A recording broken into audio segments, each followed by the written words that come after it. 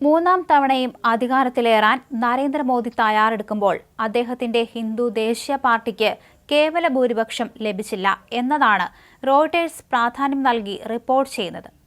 മറ്റൊരു വമ്പൻ വിജയമുണ്ടാകുമെന്ന പ്രവചനങ്ങളെ ഇന്ത്യൻ ജനത അട്ടിമറിച്ചെന്നും റിപ്പോർട്ടിൽ പറയുന്നു. എന്നാൽ ഇന്ത്യൻ തെരഞ്ഞെടുപ്പ് ഫലം നിക്ഷേപകരെ പുറകോട്ടടിച്ചതായി റിപ്പോർട്ടിൽ പറയുന്നുണ്ട്. ഓഹരി വിപണിയിലെ ഇടിവ് ചൂണ്ടിക്കാണിച്ചാണ് അവർ ഇത് റിപ്പോർട്ട് ചെയ്യുന്നത്.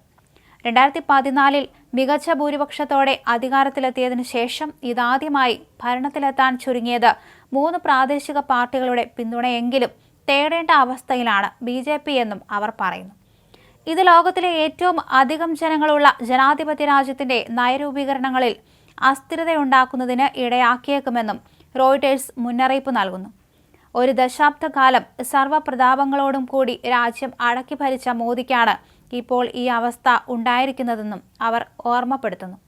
ഇന്ദിരായുഗത്തിനു ശേഷം ഇന്ത്യൻ രാഷ്ട്രീയത്തിലുണ്ടായ അസ്ഥിരതയ്ക്ക് അറുതി വരുത്തിക്കൊണ്ട് 2014 ഭാരതീയ ജനതാ പാർട്ടി ഒറ്റയ്ക്ക് ഭൂരിപക്ഷം നേടുകയായിരുന്നു.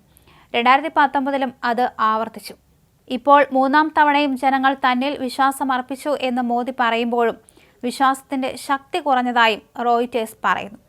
അതേസമയം ഇത്രയധികം പാർട്ടികൾ ഐക്യത്തോടെ ഒരുമിച്ച് നിന്നിട്ടും BJP എന്ന ഒരു പാർട്ടി നേടിയ അത്രയും സീറ്റുകൾ നേടാനായില്ല എന്നതും ശ്രദ്ധേയമാണ് എന്ന് പറയുന്നുണ്ട്. BJPക്ക് ഭൂരിപക്ഷം നഷ്ടമായ വാർത്ത തന്നെയാണ് അൽ ജസീറയും സ്കൈ ന്യൂസും പ്രധാനമായും തന്നെ നൽകിയിരിക്കുന്നത്. ഉത്തർപ്രദേശ് പോലുള്ള സംസ്ഥാനങ്ങളിൽ പാർട്ടി അപ്രമാദിത്യം നഷ്ടമായതും അൽ ജസീറ ചൂണ്ടിക്കാണിക്കുന്നു. എങ്കിലും ഏറ്റവും വലിയ ഒറ്റകക്ഷിയായി BJP തുടരുന്നതും അവർ പറയുന്നുണ്ട്.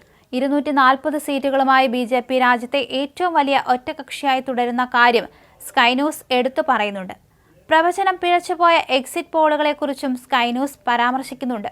ഇന്ത്യയുടെ ആദ്യ പ്രധാനമന്ത്രി നെഹ്റുവിന് ശേഷം തുടർച്ചയായി 3ാം സ്ഥാനത്തെത്തുന്ന പ്രധാനമന്ത്രിയാണ് മോദിയെന്നും സ്കൈ ന്യൂസ് ചൂണ്ടിക്കാണിക്കുന്നു. അതേസമയം ഹിന്ദു ദേശീയവാദികൾ നരേന്ദ്രമോദിക്ക് അഭിവാദ്യങ്ങൾ അർപ്പിക്കുന്ന ചിത്രങ്ങളുമായാണ് ഡെയിലി മെയിൽ വന്നിരിക്കുന്നത്.